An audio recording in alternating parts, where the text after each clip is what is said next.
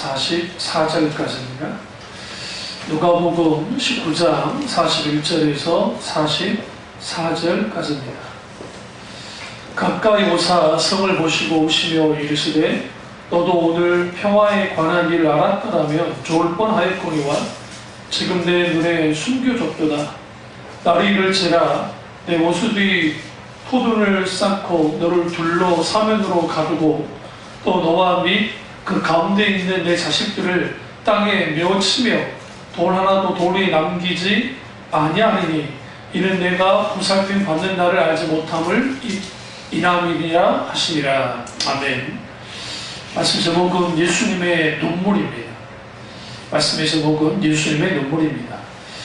오늘은 이제 요한복음 11장 35절, 히브리서 5장 7절까지 봐야 되는데 말씀이 길기 때문에 누가복음 19장 41절에서 44절만 오늘 읽었습니다. 짐승은 눈물을 흘리지 않습니다. 악어의 눈물이라고 있는 것처럼 눈물이 인간만이 흐르는 겁니다. 물론 짐승이 개를 키우신 분 아시지만 개들은 우는 것 같지만 그런 게 본능적으로 나오는 것이고 인간같이 이렇게 눈물을 흘리는 것이 인간 외에는 없습니다. 눈물에도 종류가 있답니다. 과학자들이 되게 할 일도 없는 게 슬플 때 흐르는 눈물의 성분과 기쁠 때 흐르는 눈물의 성분이 다르다는 거예요. 뭐가 좀 다르냐면 슬플 때 여러분 엄마한테 매 맞고 울면 아주 슬프잖아요. 그때 그 눈물이 짭니까 답니까? 아주 짜죠. 슬플 때 흘리는 눈물은 짜요. 염분이 많아요. 그런데 아주 기쁠 때 흘리는 눈물은 짠맛이 별로 없답니다. 신기할 정도로. 그래서 눈물이 그게 그거지 라고 하지만 단백질이 더 많다 막 그런 말들이 있긴 있습니다만은 그만큼 인간의 눈물이라는 것은 그냥 눈물 흘린다라는 정도가 아니고 인간의 가장 깊은 내면 속에 있는 감정에서 나오는 것입니다. 근데 성경은 놀랍게도 우리가 믿고 있는 예수님이 눈물을 흘리셨다는 게 세 군데가 나와요. 그러니까 눈물을 흘리셨다는 표현이 예수님 자주 눈물을 흘리셨을 거예요. 근데 눈물을 흘리셨더라. 그 대표적인 오늘 본문 말씀 예루살렘을 향하여서 주님이 보셨고 그 예루살렘이 멸망할 것을 이미 주님이 예언하세요. 그래서 성을 보시고 우십니다. 이런 눈물이 있죠. 이사야 53장 3절에 예수님을 뭐라고 표현했냐? 어메노스로 슬픔의 사람이라고 눈물의 사람이라고 표현했습니다. 예수님은 눈물이 많으신 주님이세요. 눈물을 흘리셨더라, 눈물을 흘리셨더라, 눈물을 흘리셨더라 라고 표현합니다. 이는 인간을 향한 하나님의 한없는 긍휼과 자비의 눈물이었습니다. 다윗의 시편을 보시면 시편 42편 3절을 보시면 사람들이 종일 나더러 하는 말에 내 하나님이 어디 있느냐 하니 내 눈물이 주야로 내 음식이 되었도다. 이거는 뭐냐면 멸시와 천대를 당하신 예수 그리스도를 향한 표현이에요. 그가 미리 보셨어요. 천대를 받으셨다는 거죠. 눈물이 음식이 됐다. 눈물 마를 날이 없었다는 거예요.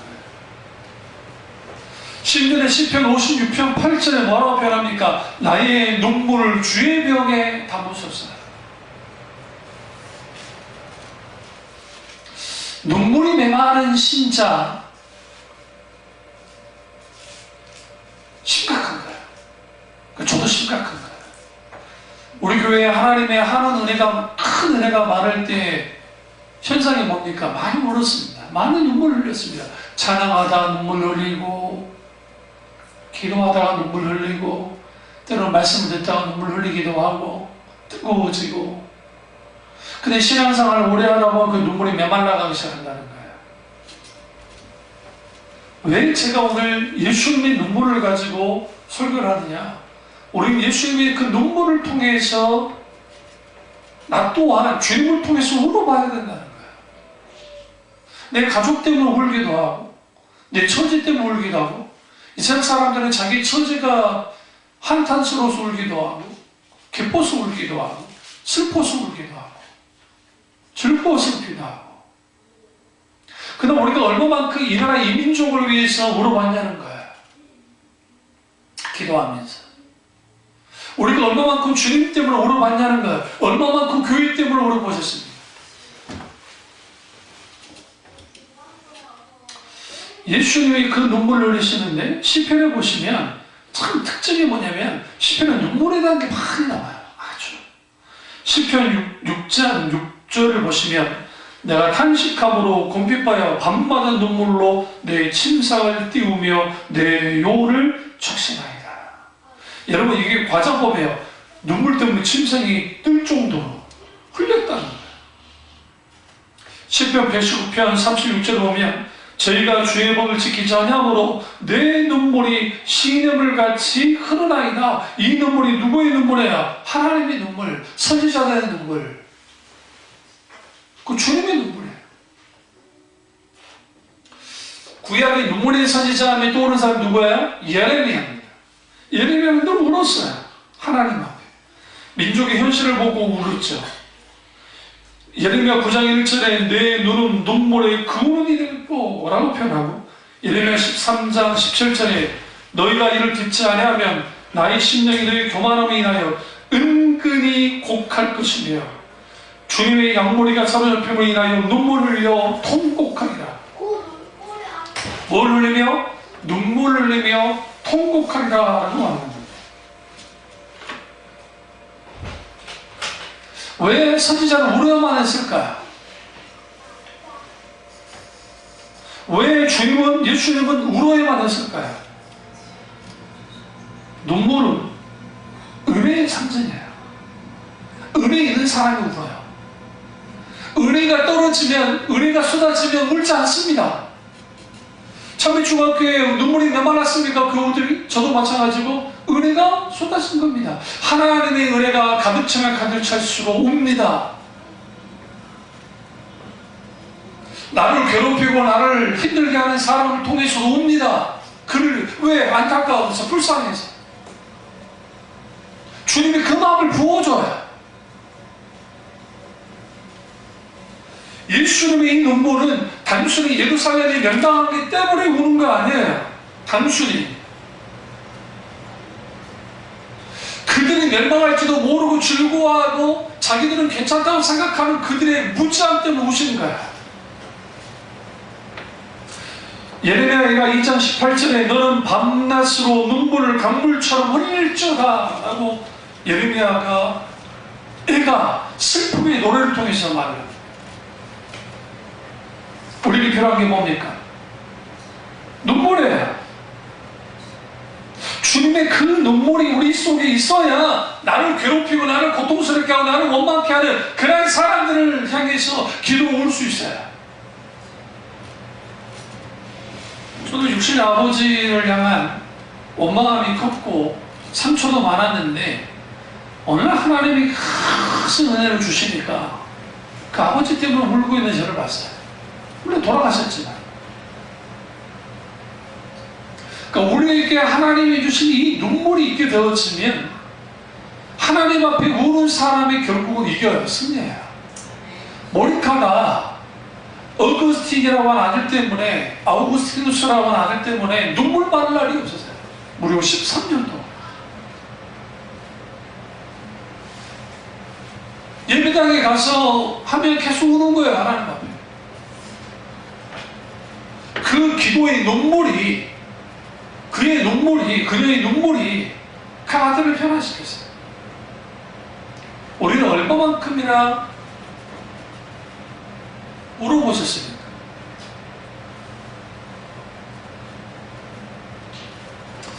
예수님은 눈물만 흘리는 것이 아니라 땀과 눈물과 피를 땀방울같이 흘렸다라고 말합니다.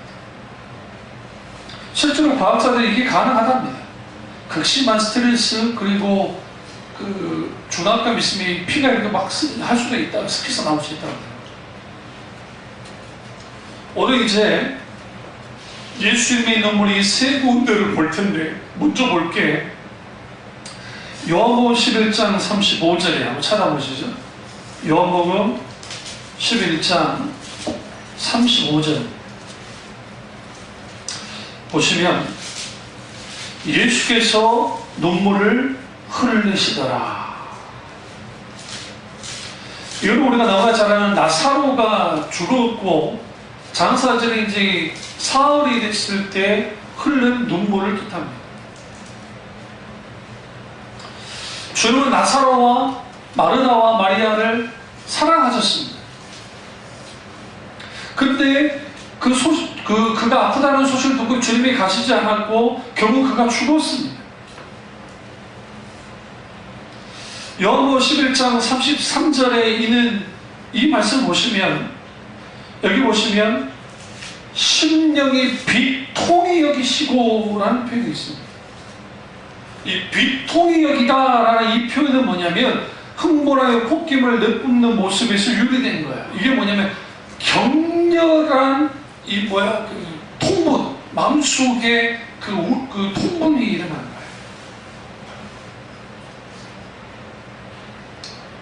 어떤 해설자는 이렇게 해놨어요. 그 주석가가 격렬한 불쾌감이라는 표현을 썼어요. 지금 나사로가 죽었습니다. 장사를 지냈습니다. 4일이 지났습니다. 근데 주님이 갑자기 비통이 오셨어요. 격렬한 불쾌감을 느꼈어요. 왜 격렬한 불쾌감을 느꼈느냐? 그들의 불신을 느꼈어요. 누구의 불신아? 마르다와 마리아를 포함한 거기에 있는 모든 사람의 불신함 때문이었어요. 그들은 아르사라스했습니다. 예수님이 분명하게 다시 살아나려 준다고 말했음에도 불구하고 마르다와 마리아의 반응은 영생과 그 주님이 재림하셨을 때 그때 부활할 줄 믿습니다 라고 반응했습니다. 그런데 그랬던 주님이 그들이 오는 걸 보시고 불쌍히 여기셨고 비통히 여기셨는데 주님이 직접 가서 보시니까 눈물을 흘리시는 거예요. 왜 울었습니까? 절망해서 우신 겁니까? 아닙니다. 만약에 주께서 여기 계셨더라면 내 오라버니가 죽지 아니하겠나이다. 나는 그 말에 의해서 울었어요. 비통히 여기셨고 불쌍히 여기셨고. 여러분, 우리가 아주 슬프고 힘들고 어려울 때 꼭 이 기도하세요. 주님, 저를 불쌍히 여겨주세요. 도와주시려면 하나님, 나 불쌍하지도 않습니까? 이거를 긍휼히 여겨달라는 표현을 써서 성경에 보시면, 성경에 보시면 하나님의 사람들은 공통주로 뭐 하느냐? 하나님 긍휼히 여겨주세요. 누구를? 나를. 어디다 그럴까요? 나를 불쌍히 여겨주세요. 이 기도가 나를 살립니다. 정말 살립니다. 우리가 어떤 상황, 어떤 문제, 어떤 일이 있어도 하나님, 나를 불쌍히 여겨주세요. 기도의 승리자들의 특징들이 뭐냐면 하나님의 긍휼을 구하는 사람들이었어요. 진짜 불쌍히 여겨주세요. 하나님, 저 불쌍하지도 않습니까? 그게 시편에 있는 기도들이에요. 탄식 기도가 다 그래요. 주님, 저 불쌍히 좀 여겨주세요. 그런데 우리 예수님이 지금 나사로를 불쌍히 여기고 마르다와 마리아를 불쌍히 여기세요. 그들은 죽음의 문제, 인간의 삶의 문제에 그들은 갇혀있다고 한다면 예수님은 왜 그들을 보시고 불쌍히 여기셨느냐? 그들의 죽음을 보니까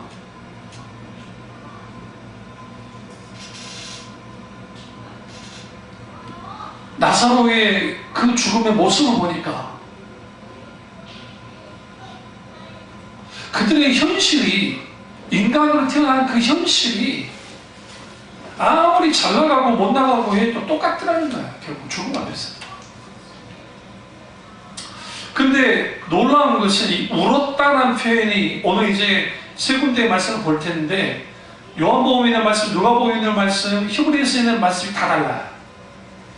여기서 울었다라고 하는 이 단어는 헬라어로 다크리오라는 뜻이에요. 이거는 소리내어 운 것을 말하지 않습니다. 소리내어 울었다라는 것은 클라이오. 이 단어가 오늘 누가복음에 있는 그 단어에 쓰인 거예요. 그러니까 주님이 소리내서 우셨고, 나사로를 보고 우실 때는 어떻게 되냐? 조용히 우셨어요. 그냥 눈물 흘리셨어요. 소리 없이 흘러내리는 눈물을 뜻합니다. 여기서 재미있는 게 마리아와 유대인들은 클라이오, 소리내어 통곡하면서 울고 있었고, 예수님은 뒤클리오, 소리내지 않고 조용히 눈물을 흘리고 계셨어요. 이 말은 무슨 말일까요? 내가 너희의 눈물을 다 알아. 너희의 괴로움도 알아. 너희의 안타까움도 알아. 너희의 슬픔도 다 이해해. 많이 힘들지. 하나님의 사랑이 담겨 있습니다. 조용히 혼자 오셨어요. 히브리서 4장 15절에 우리에게 있는 대제사장은 우리의 연약함을 체류하지 아니한 자가 아니요 모든 일에 우리와 한결같이 시험받은 자로 돼 주의는 없으시리라.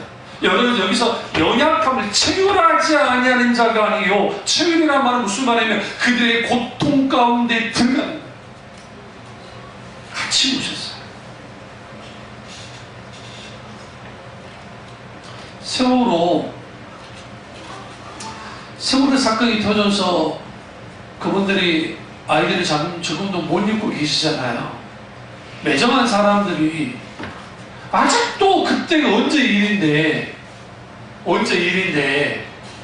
지금도 이러고 있냐 그러잖아요. 그게 여러분의 자식이면 달라. 내 생명이 끝날 때까지 기억나요. 그 몰지각한 인간들이 그런 말들 하는데요. 그들의 한을 정치가들이 풀어줬으면 괜찮겠죠. 근데 어떻게 한을 풀어주겠어요? 말도 안 되는 것으로 말하면서. 그러니까 어떤 정치인이 그거 가지고 교통사고나 세월의 주의를 죽은 거나 똑같다 하면서 막 그 보수당에 있는 사람이 있더라. 내가 그 사람을 보면서 과연 그 사람이 자기 자식이 자기 딸이든 아들이든 있는지 모르겠지만 그 죽었다고 합시다. 그런 말이 나올지.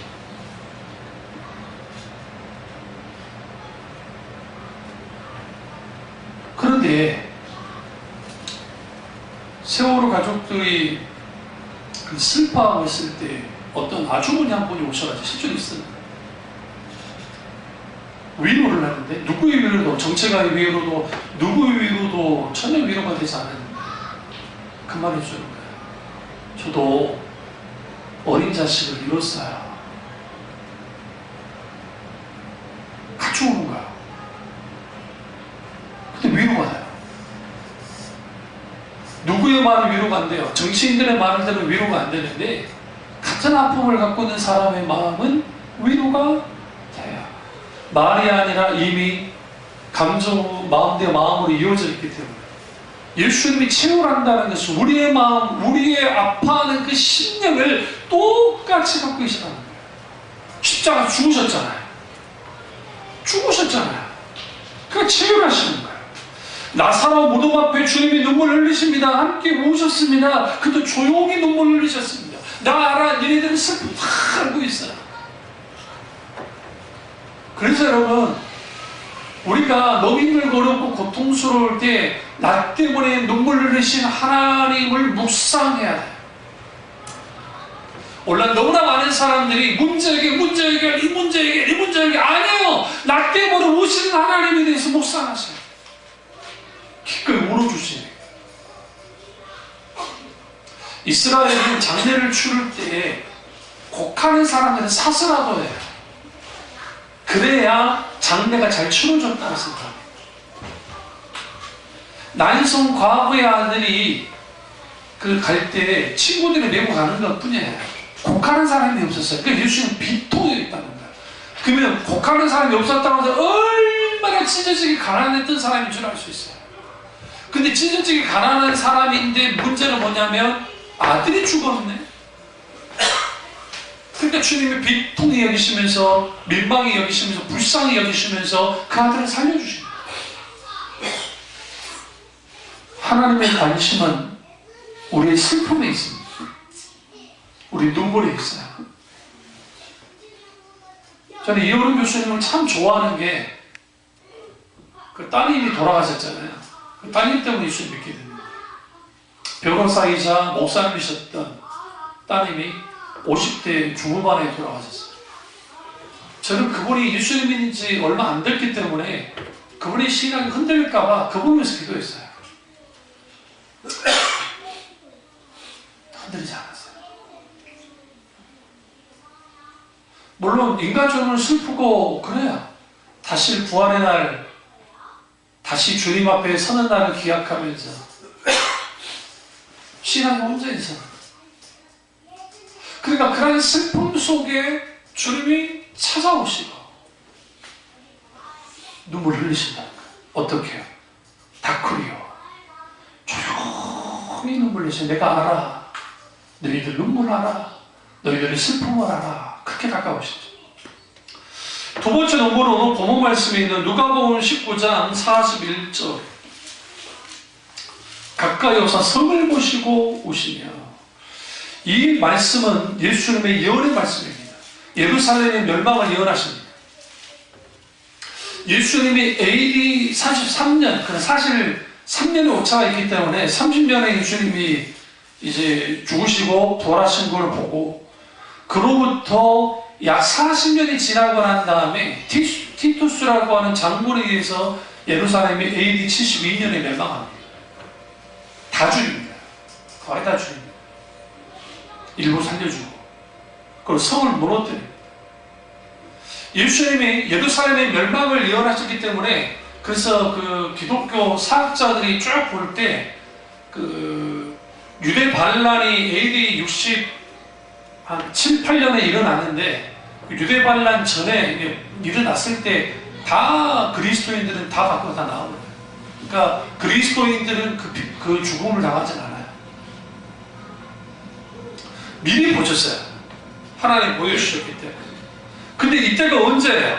6월절 명절로 잔치를 막 사람들 할 때 막 좋아가지고, 6월절이 가장 큰 절기거든요. 그러니까 막 사람들이 6월절 양을 잡고 막 즐거워하는데 갑자기 예수님이 그것 때문에 엉엉 우시는 거예요. 통곡하시면서. 에클라우센, 우셨다. 클라이오와 클라이오라는 단어와 크라우센이라는 단어가, 애기라는 단어가 이제 합해졌는데, 갑자기 울음을 터뜨리셨어요. 통곡하셨어요. 뭐 때문에? 예루살렘에 있는 미래를 보시고 우셨어요. 소리내어 우셨어요. 나사로가 죽었을 때는 소리내지 않고 그렇게 우셨는데, 이때는 격렬하게 우셨어요. 오늘날 우리를 향해서도 주님이 우실 때가 있습니다. 우리가 주님의 길을 떠났든지, 아니면 우리가 불신앙 속에 있든지, 하나님의 길에 속하지 않을 때 주님이 이렇게 우십니다. 지금도 통곡의 벽이라는 게 있잖아요. 성지순례 가보시면. 근데 그게 그 벽 아니에요. 사람들이 벽으로 보이니까 벽이라고 생각하는데, 그게 그 뭡니까? 그 벽이 아니고 막는 거예요. 그러니까 그걸 둔덕이라 표현할 수도 없고, 뭐라고 하죠? 그 더 이상 토사라든지 그게 밀려가지 않도록 막아놓는 거예요. 우리 그런 용도예요. 근데 그게 워낙 거대하잖아요. 그러니까 이쪽 벽면을 보니까 다 그게 이제 벽이라고 생각하는 게 이제 벽이라고 하는데, 그게 벽 아니에요, 사실. 근데 왜 통곡의 벽이라는 표현을 썼냐면, 통곡, 왜? 나라를 잃어버렸던 이스라엘 사람들이 거기서 우는 거예요. 하나님, 민족을 위해서 울고, 그들의 나라가 이제 완전히 회복되기를, 그것 때문에 울었던 거예요. 수천을 좀. 그게 유명이 돼서 통곡이 됐는데, 이게 어떻게 변절이 됐냐면, 통곡의벽에서 우리 교회 이게 통곡의벽가 비슷하게 생겼어요. 이런 데다가 자기들 기도문 소원이 있잖아요. 그걸 갖다가 꽂아놓고 기도하면 이루어진다. 그러니까 목사님들 중에 선지순례 갔다 오신 분들이 그걸 자랑하고 있어요.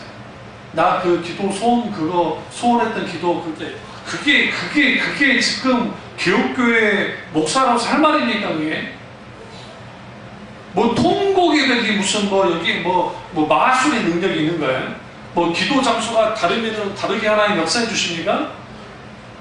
그런 거 없어요. 명당 기도 자리란 게 없다고요. 그게 어디 있어요 도대체?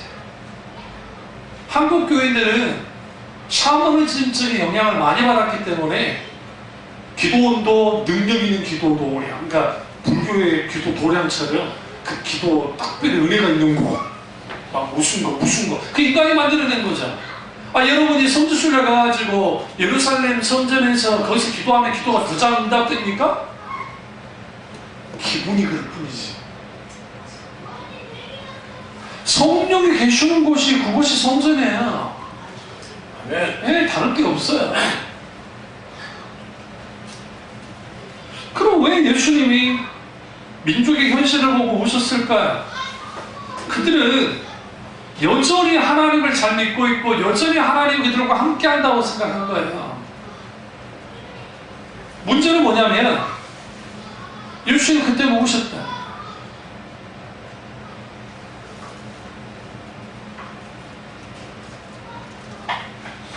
로마서 9장 1절과 3절에 사도 바울이 동족의 구원에 대한 애통을 합니다. 나의 형제 곧 권력의 친척을 위하여 내 자신이 저주를 받아 그리스도에게서 끊어질지라도 원하노라. 그러니까 그렇게 울어요. 때로 우리는 민족을 품고 가족을 위해서 우리는 울면서 기도해야 돼요. 얼마나 우셨나. 때로 내 직장과 내 사업장을 가슴에 품고 울어야 됩니다. 자식을 품고 울어야 됩니다. 교회를 품고 울어야 됩니다. 지금 우리나라 얼마나 아슬아슬합니까? 뭐 평창 올림픽 어쩌고 하는데 그거 다 그래요 좋은 건데 아주 아슬아슬합니다. 이런 게. 과격분자들은 뭐 전쟁하면 되겠다. 아니요. 여러분 전쟁하면 다 죽어요. 우리나라는 산이 많아가지고 크게 막 주고받는 거는 빨리 끝날 거예요. 그런데 산이 많아가지고 이 전쟁이 생각보다 오래 갈 수 있어요. 우리나라 6.25 전쟁 때 수백만 명 죽었어요. 수백만 명. 그러니까 미군이 수십만 명 죽었고요. 영국군이 그 다음으로 많이 죽었고.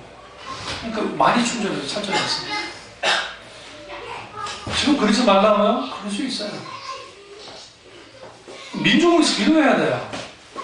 우리는 뭐 제천에서 불나고 밀양에서 불나고 그게 우리랑 무슨 상관이냐고. 상관이 있다니까요.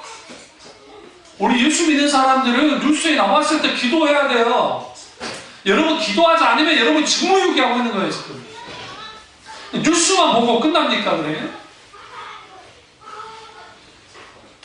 저는 꼭 기도합니다. 잠깐 하나님 그 가족들과 캄보디아에 봉사하러 갔다가 두 명이 생사를 가르고 지금 위태위태하는데 여러분 뉴스 듣고 그걸 내 가족 일도 아니고 내 친척 일도 아니고 내 주변 아니니까 그냥 내려놔둡니까? 기도해야죠. 하나님 여자애들인데 여고생인가 하나님 불쌍히 해주세요. 함께 해주세요. 그 아이가 나의 아이고 우리 아이고 우리 친척 아이면 어떻게 할 겁니까? 우리 오장육부가 다 찢어질 만큼 아프지 않겠어요? 하나님께 매달리지 않겠어요? 그 정도는 아닐지라도 우리 적어도 중보기도 해야 돼요. 대통령이 뭘 잘못하고 있어. 그러면 대통령 욕을 하세요. 하긴. 그런데 기도해야 돼요. 너희의 위정자들을 위해서 기도하라고 성경 말하잖아. 왜? 너희의 편안함을 위해서.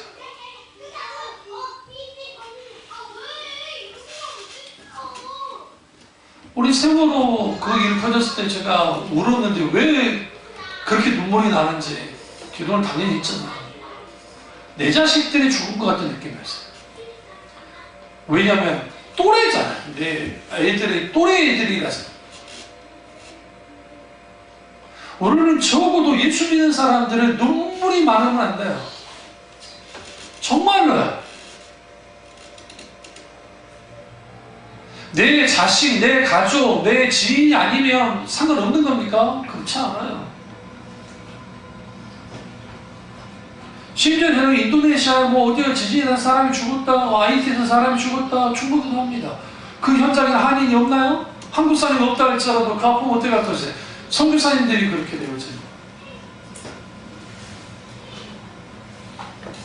이번에 우리 노예 캄보디아 선교사님이 암이 걸려가지고 급히 귀국해서 수술하시는데 기도가 안 할 수가 없어요. 제가 그분이 누군지는 몰라요. 하도 워낙 노예가 사람이 많고 크기 때문에 큰 노예라 일반 중소교단만큼의 크기니까. 그러니까 기도하는 거예요. 적어도 여러분이 기도하면서 우리 집 가족을 위해서 우리 교회를 위해서 무슨 그런 기도만 할 겁니까? 그러면 안 돼요.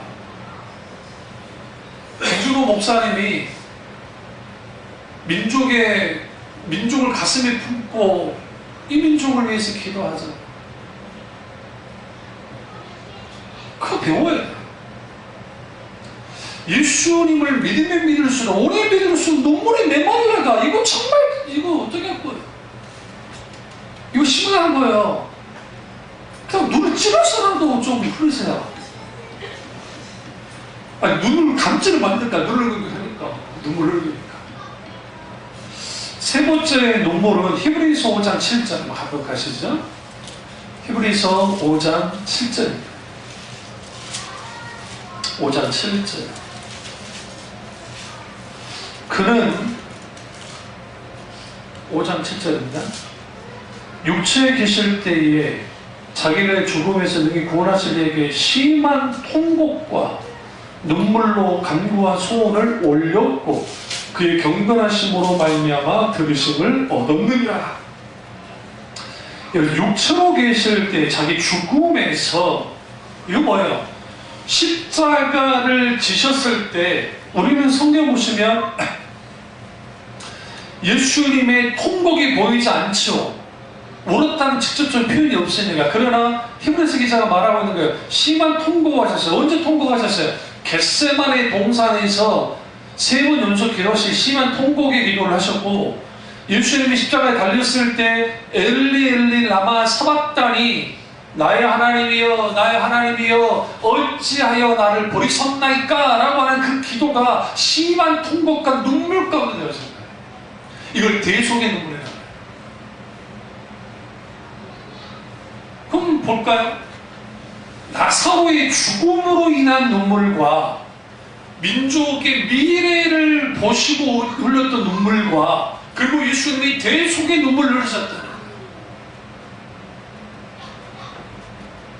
크라우게스라고 하는 뜻인데 심한 통곡이라는 게 부러지셨다. 크라조, 영어로 크라이라는 단어가 여기서 나왔어요. 크라조라는 단어가 나왔어요. 그게 뭡니까? 울부짖는 거예요. 심한 통곡과 눈물로 기도하셨습니다. 누가복음 22장 44절에 예수께서 힘쓰고 애써도 간절히 기도하시니 땀이 땅에 떨어지는 핏방울 같이 되더라. 애써 더욱 간절히 기도했다는 그 표현 속에서 뭐가 나옵니까? 주님의 통곡이 있어요. 오늘날에도 주님 우리를 위해서 이렇게 오신다고요. 이 나라 이민족이 왜 영적으로 이렇게 문제가 됐느냐, 영적으로 이렇게 바닥을 치느냐, 이 나라 이민족을 위해서, 이 나라 교회를 위해서 정말 눈물을 흘리며 기도하는 사람들이 적어졌기 때문에. 제가 신학생 때만 해도 삼각산, 지금 북한산에 기도하는 사람이 굉장히 많았고 한 겨울에도 비료와 담요를 뒤집어 쓰면서 영하 10도가 된다 할지도 했었고, 제가 전도사로 아이들을 하늘산 기도로 데려갔을 때 그 당시 영하 13도에도 밤 그 늦은 시간에 애들을 끌고 올라가서 거기서 산기도를 했다고요.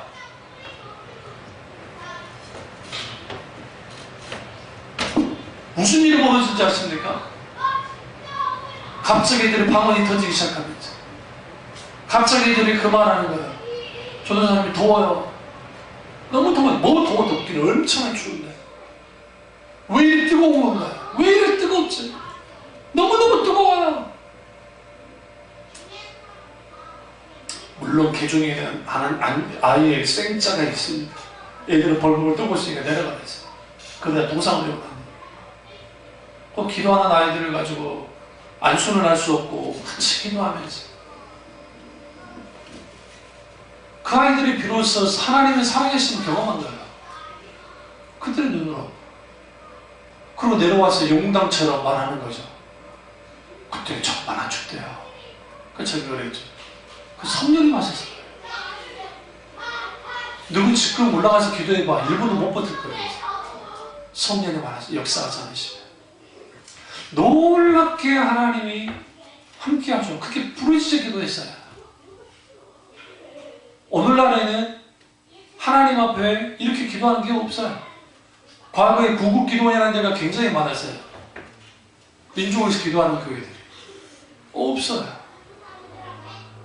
왜요? 더 이상 눈물 흘리지 않아요. 하나님을 위해서 눈물 흘리지 않아요. 이 나라의 민족을 위해서 눈물 흘리지 않아요.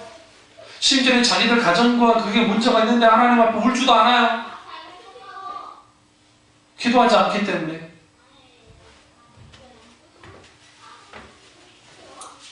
주님이 그 눈물을 통해서 우리에게 어떤 교훈을 주는 겁니까? 오늘 제가 왜 이 말씀을 가지고 나왔냐면 그 이유가 있어요. 다 찾죠? 시편 126편 5절에서 6절. 성경 찾으세요. 시편 126편 5절에서 6절. 시편 126편 5절에서 6절을 보시면 눈물을 흘리며 씨를 뿌린 자는 기쁨으로 거두리로다. 울며 씨를 뿌리러 나가는 자는 전면 기쁨으로 그 단을 가지고 돌아오리로다. 예수님의 눈물은 단순히 슬퍼서 감정적인 눈물로 끝난 게 아니에요. 결국 예수님이 원하는 것은 그걸 기쁨으로 단을 걷기를 원하는 거예요. 우리의 눈물이, 여러분의 눈물의 기도가 민족을 살리고 여러분의 가족을 살리고 누군가를 살려요. 한치 건너라고 같은 가족이지만 며느리 입장이 다르고 자식 입장이 달라요. 그래서 자식으로서 내 부모님이 아프면 내 가슴이 다 아픈데 한치 건너 며느리든 삽이면 덜 한다고요. 그게 정상입니까 그게? 저도 예수 믿는 사람들이 더 기도해야지.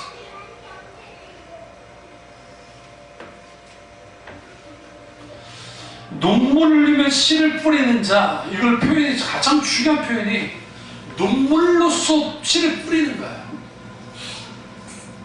그러니까 교회가 살려면, 민족이 살려면, 여러분의 가정이 살려면 눈물 흘리며 하나님 앞에 기도하는 사람이 꼭 필요해요. 집안마다. 누가 해야 됩니까? 바로 내가 해야 돼요. 앞뒤적으로 내가 눈물 흘리겠습니다. 시작. 내가 눈물 흘리겠습니다. 내가 피눈물까지는 안 받아요. 눈물 흘려요.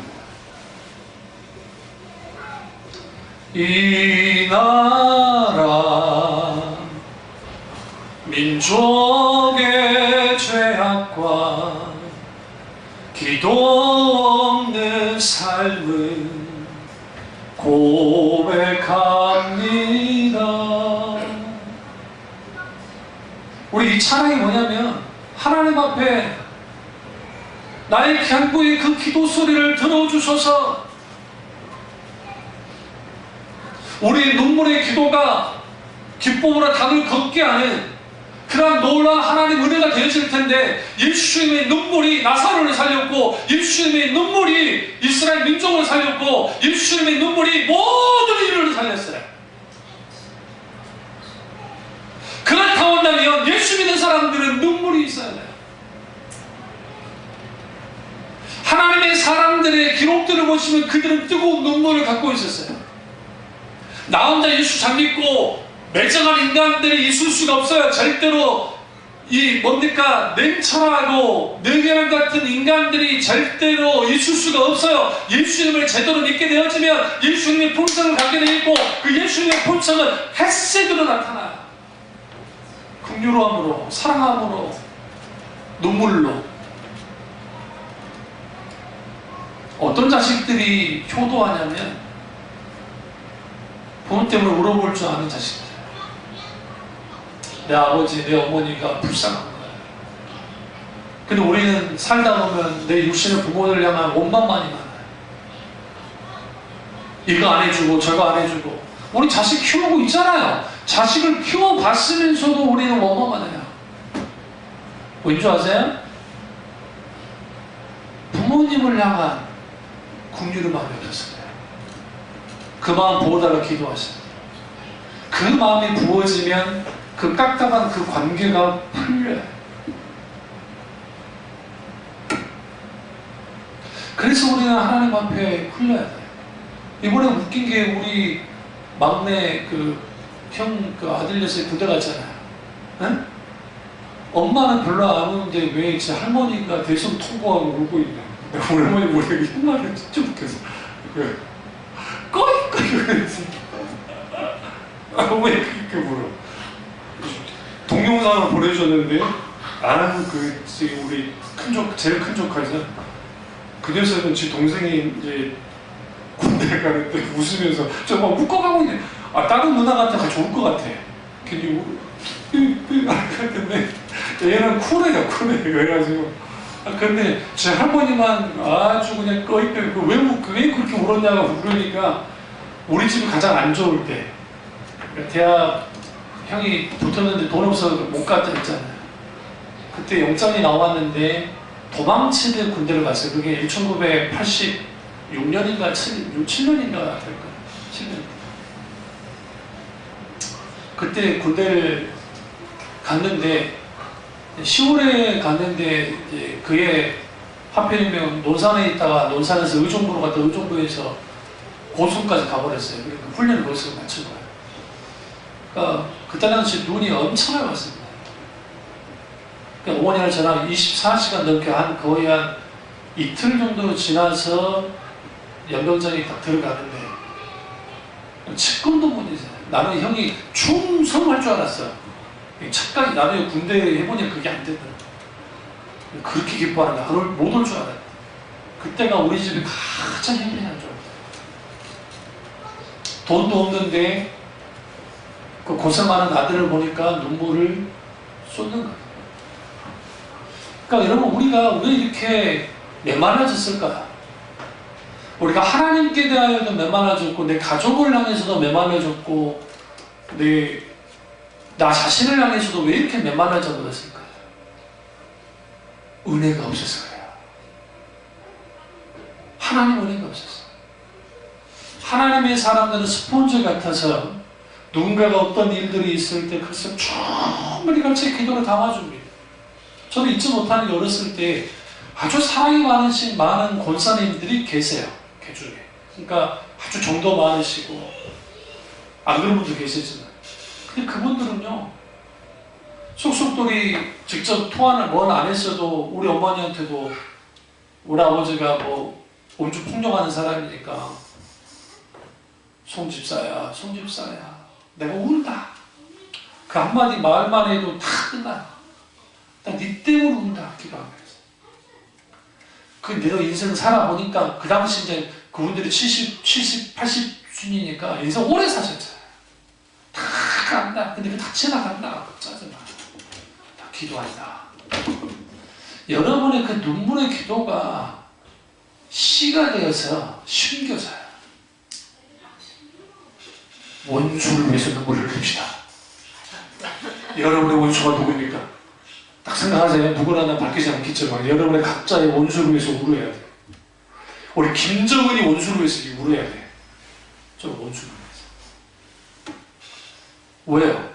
우리의 기도가 하나의 씨가 돼서 썩어지면 달라져요.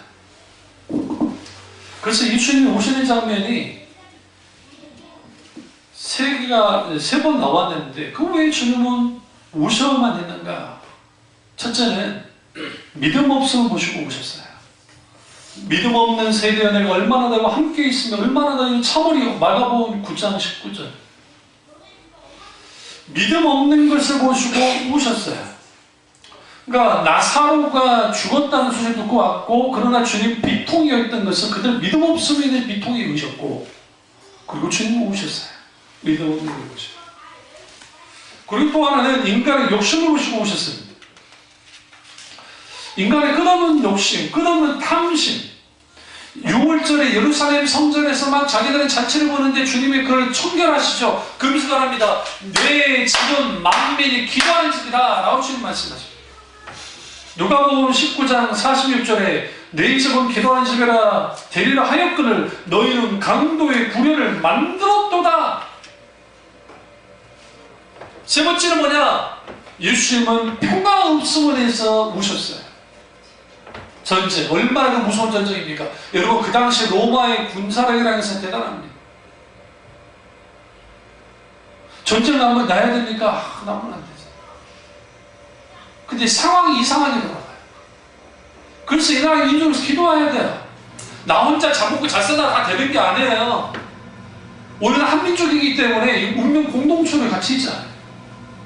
적어도 예수 믿는 사람들이 깨어서 기도해야 돼. 이민족을 위해서 기도해야 된다고요. 매일매일.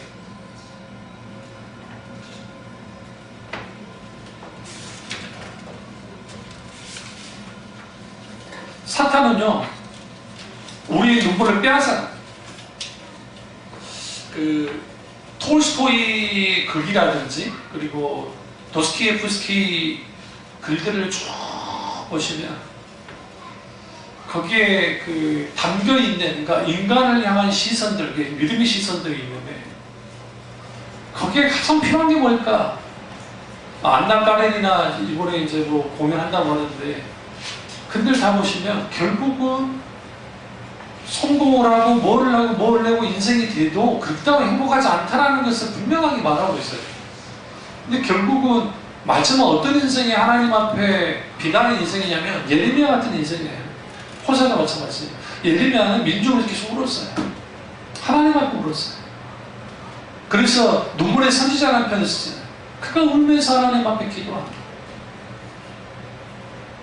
그가 한 거요? 10몇 명밖에 없어요. 그 설교를 듣고 따른 사람이. 마지막에는 심지어는 20대까지 끌려가서 톱으로 켜 죽여버렸어요. 너무 비참하게 죽은 거예요. 그런데 신약 성경에 이사야와 예레미야서만, 복음서에 이사야와 예레미야만큼 자주 인용되는 것도 없어요. 그만큼 예레미야의 예레미야의 눈물을 쓰는 예레미야가 중요한 거예요. 적어도 우리 교회가 살리면, 여러분의 가정이 살리면, 이 나라 민족이 살리면 눈물 흘리며 하나님 앞에 기쁨으로 단을 흘리는, 단을 얻는 그런 기도의 사람이 필요해요.